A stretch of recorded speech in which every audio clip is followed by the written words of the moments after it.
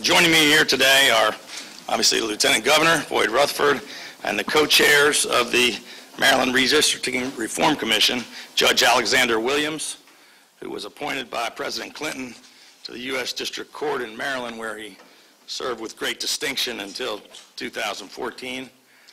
Walter Olson, who's a senior fellow with the Cato Institute's Center for Constitutional Studies, and Ashley Olison, who's also a member of the Commission and the administrator of the League of Women Voters.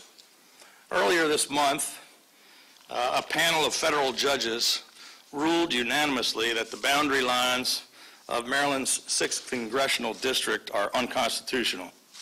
The panel threw out the current congressional map and ordered that new electoral lines for the 6th Congressional District be drawn no later than March 9th.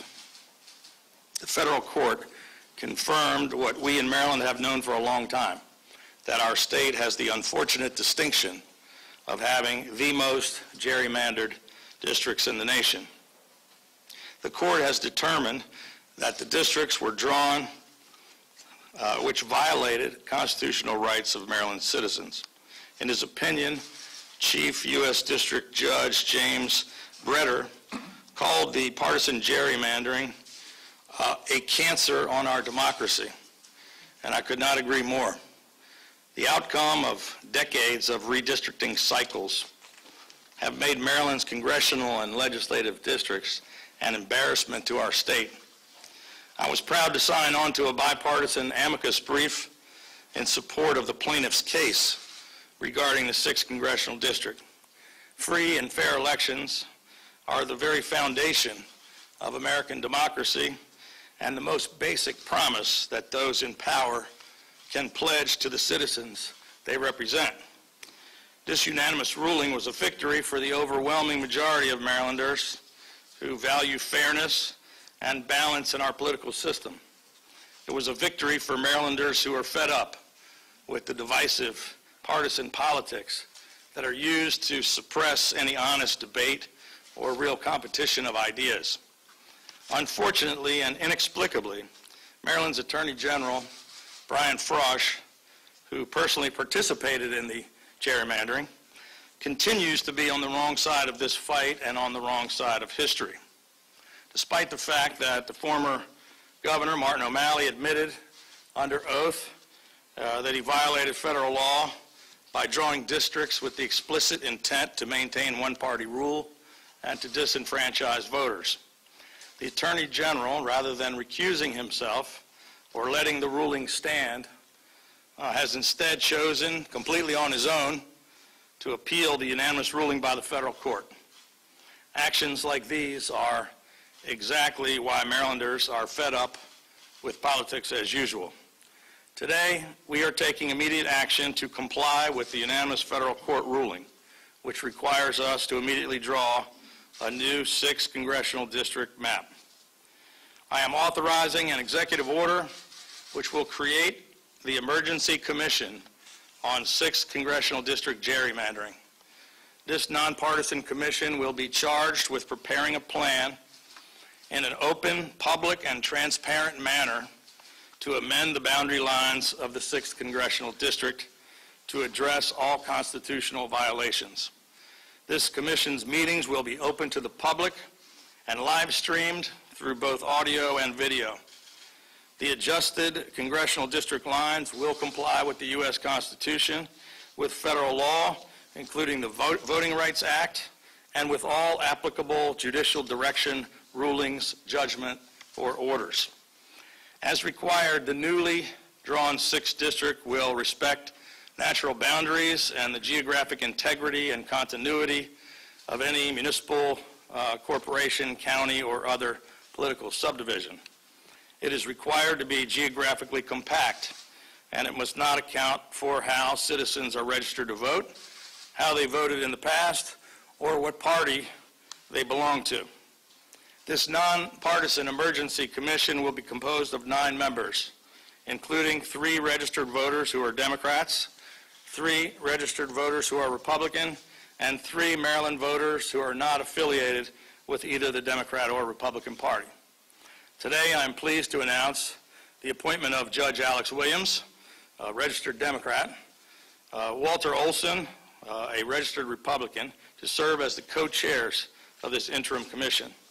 And I'm also appointing Ashley Olison, who is a registered voter, not affiliated with either political party, to serve on this emergency commission.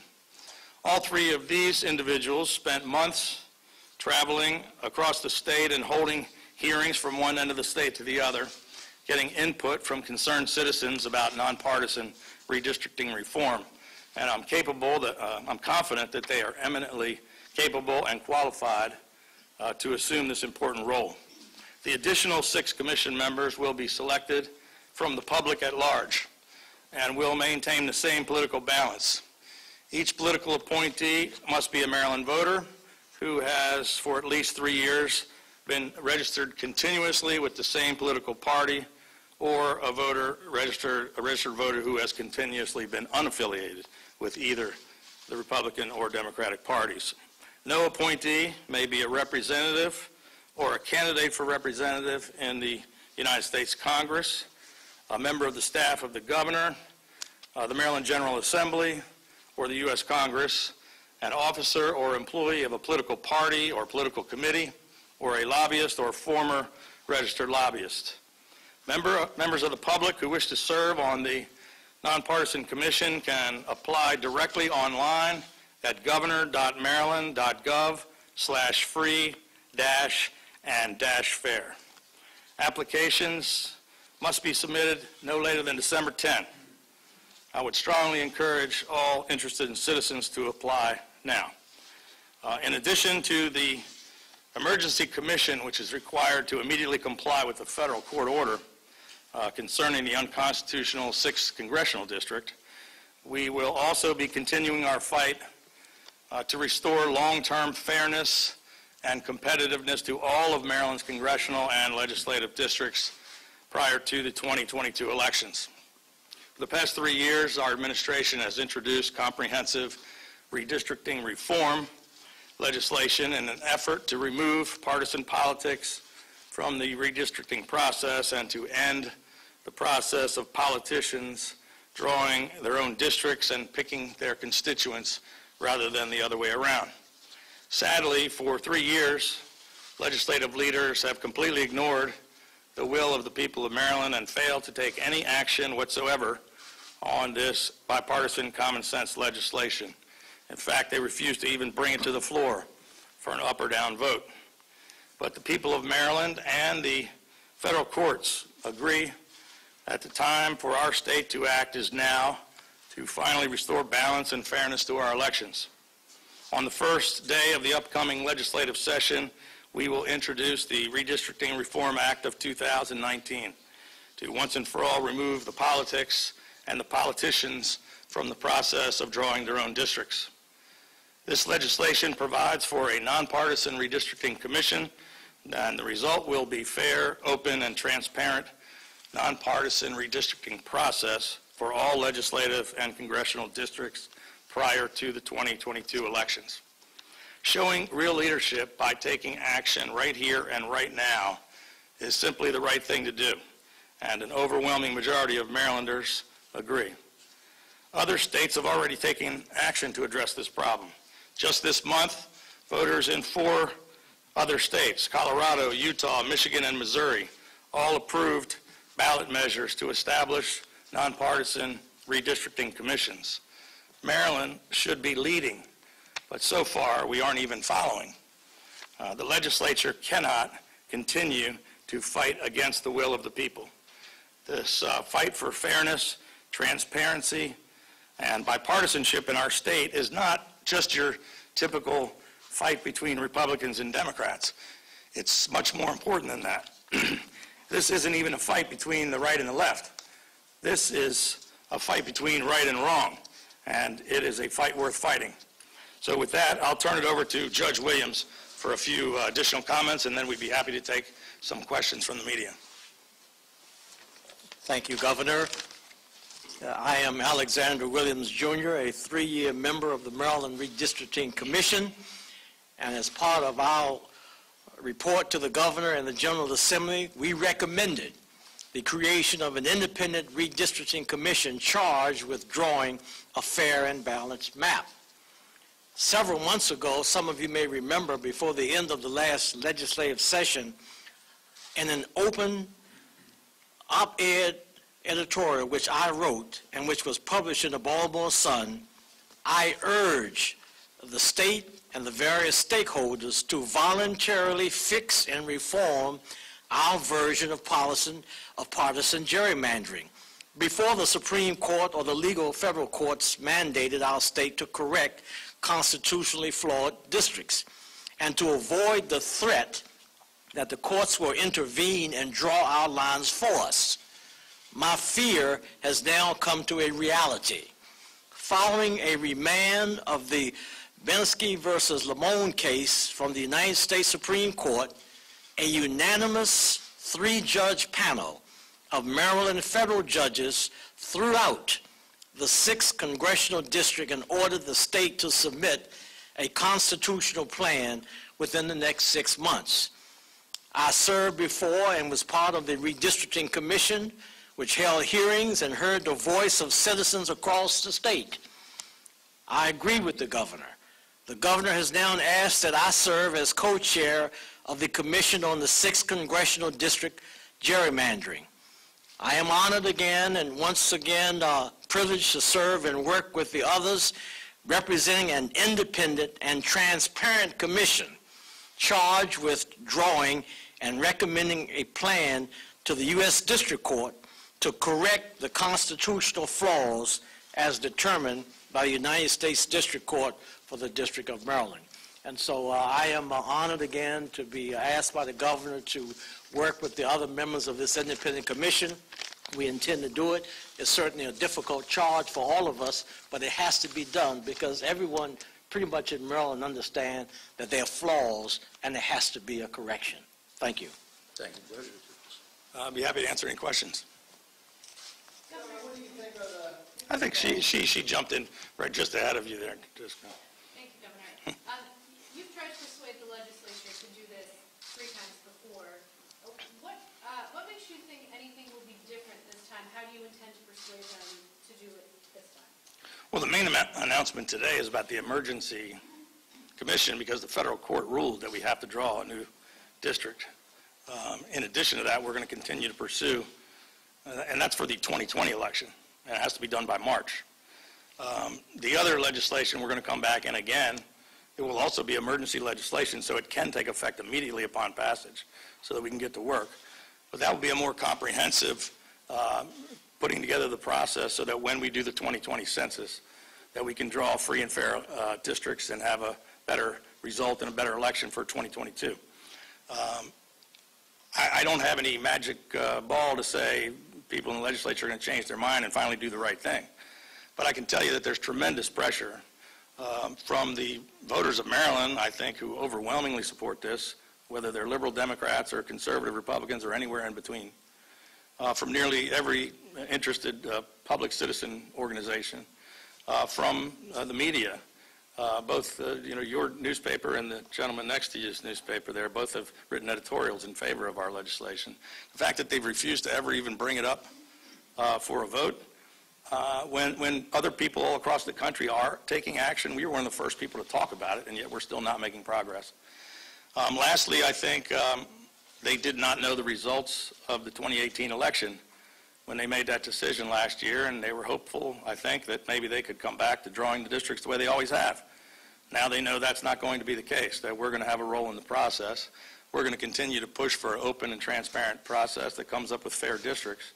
Now the legislature will have a role, but they may look at it differently, knowing that a Republican is going to be drawing the districts rather than the way it's always been done in the past. I'm sorry, Disco, we jumped in front of you there. No, that answers part of the question of it, but what are your thoughts about Whit Frosh's ideas or feelings for doing this appeal? Well, it's the Attorney General is independently elected constitutional officer, so the argument can be made that he can take actions against the will of the people or the governor, and which in this case he certainly has. I think it was wrong. I think it was a mistake. I wish he would recuse himself because, Brian Frost was very involved in the drawing of the original districts and a part of the process that the previous governor already admitted was wrong. And then he defended the previous governor and the presiding officers in this case before the Supreme Court, which eventually made its way down to this court. The fact that now we have a unanimous, the Supreme Court sent it to the federal district court to make a decision, they unanimously decided, and the fact that he's appealing it again, I think he's running out of, reasonable excuses for why he's continuing to fight against the federal courts and the will of the people of Maryland. Have the courts given you any indication of how quickly they can handle this appeal? No, but we're proceeding under the assumption, as we have to, that this original order will be upheld and that we have to draw the districts. Something could change, but I don't want to take that for granted and wait until, sometime June after the legislative session to have a ruling by the Supreme Court that says you have to draw a district right now. We'd rather get to work as the lower court has unanimously ordered. Just a clarification on the process. The website says that the commission needs to come up with a map by April 2nd. Is your intention to then submit that map to the legislature for approval, or what would be the next step? Would that be the court has ordered? Right to the courts, or? The court has ordered that we draw a map by March, I think it is. Maybe I'm wrong, April 2nd. I don't know why it says April 2nd, but I think it's March. Whatever you're looking at might be incorrect, or maybe they gave me bad information.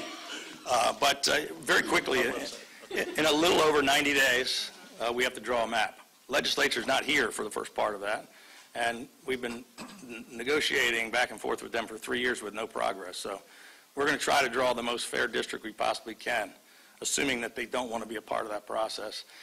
If they do take up our bill in emergency action, then we'd be happy to include that new process in the drawing of these districts, if it can happen fast enough to comply with the court order. Governor, there's a report this morning that GM may be closing. Let's stick to this topic first before we jump over to other things, if you don't mind. Any other questions on the two things that we're talking about today? Governor, correct me if I'm wrong, but I think Attorney General Frost is seeking a stay from the Supreme Court of the lower court's order. Right. If that happens, will the commission halt its work? Do you envision that happening? Well, I don't envision that they're going to get a permanent stay. I think what has happened now is they push the pause button while they decide if they're going to hear it or not. I think there's very little chance of them getting a permanent stay to stop this from happening, and I believe it is going to move forward. But if the court order, if the Supreme Court overturns the decision of the lower court, then we wouldn't be under this time constraint, but we're still going to proceed with the long-term goal of fixing all of our broken districts. What did you think of Attorney General Frost's request that the Supreme Court essentially set a national standard for redistricting? Well, I've been for national redistricting for at least 26 years on the record. I'm a big believer in this. I'm very passionate about it. Have been for a long, long time, since at least 1992. I've been a leading proponent and advocate of this, and I'd love to see it fixed at the federal level, but if they fail to do that, I'm for doing what some other states have done, and that's taking action ourselves to fix it. And, half of this problem is legislative districts, which we have this little bit of a red herring we throw out. Well, we can't change our congressional districts till all the other states do. Well, what does any other state have to do with our legislative districts? It's just absurd.